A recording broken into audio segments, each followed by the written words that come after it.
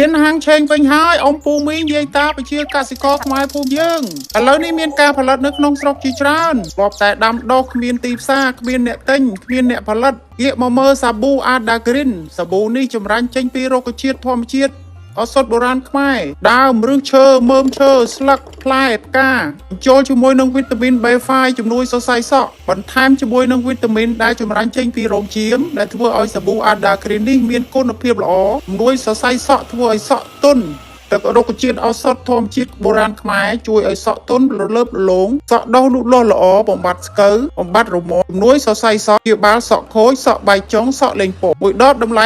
$15ទិញ2ដប free ដឹកទិញចាប់ពី5ដបឡើងទៅតម្លៃត្រឹមតែ1ដប$11ទិញ10ដបឡើងទៅតម្លៃបោះដុំគាំទ្រផលិតផលខ្មែរដែលមានគុណភាពល្អជួយដល់ប្រជាកសិករជួយដល់កំណើនសេដ្ឋកិច្ចប្រទេសកម្ពុជាស្រឡាញ់ខ្មែរជួយគាំទ្រផលិតផលខ្មែរ